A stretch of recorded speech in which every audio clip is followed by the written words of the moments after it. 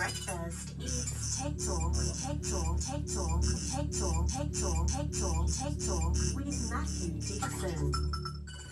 Matthew Dickerson, when you were a mayor, did you get attacked? I wouldn't call it attack, Richard. I just call it. Did your family get attacked? People said things about your family, said things about you, but it wasn't really. I didn't see it as an attack. I just saw it as something that was part of the robust nature of politics, and people take any avenues they What can. did they say about your family? Look, I think in general terms, people really just like to try and get into your head, and that's all they're trying to do.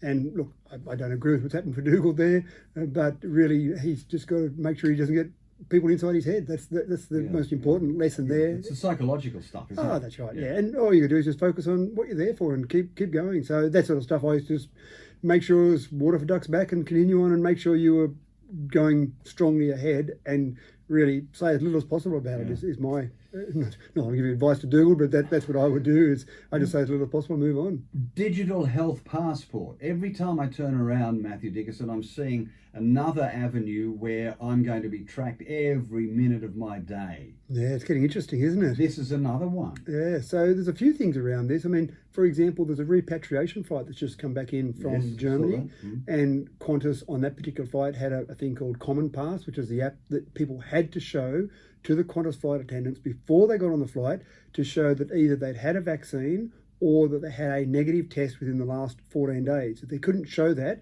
then they weren't allowed on. IATA, the International Airport Transport Association, have got another app that's under development, the same concept. So it will get to the point very soon, I think, where you'll have to have some sort of form of ID for your vaccination or your health to be able to move around in this world. Already, if we want to go and have a coffee, you and I, Richard, after the show, let's go and have a coffee. Oh, we have to scan in with the Service New South Wales app. So you can be tracked everywhere that you're moving around with these various apps. The health passport, I mean, there are people who are against vaccination, obviously, but there'll be a lot of things they won't be able to do if they can't show some proof either of vaccination or of a negative test. So people that are anti-vaccination might have to go and have a test every 14 days. Although you get the jab in the start of the cafe. Tell me, are we the only country that has this severity of personal tracking? No, there's a lot of countries that are doing something similar, and they're all going about it in slightly different ways, but the same common goal, which is to try and keep the community safe. It's Big Brother stuff. Oh, it is. I actually used a reference to the 1984 book the other day, and it is that point where we are.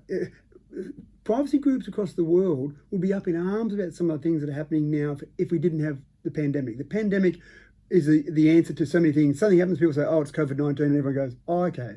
So some of the invasions of our privacy at the moment with what's being tracked, people are saying would be jumping up and down. But again, it's a tough one because people want to be protected from COVID-19, and this is a solution to protect people from COVID-19. But it is a lot of invasion of privacy. And you ain't going to do anything, you can't avoid it, can you? Well, as I say, there are a lot of things. You say if you stand there at the door of a cafe and say, I want to come in, but I don't want to scan my details in, then they're going to say you can't come in. So getting on a flight, getting onto some public transport maybe, getting into a cafe, there's a lot of things you won't be able to do. Oh, dear.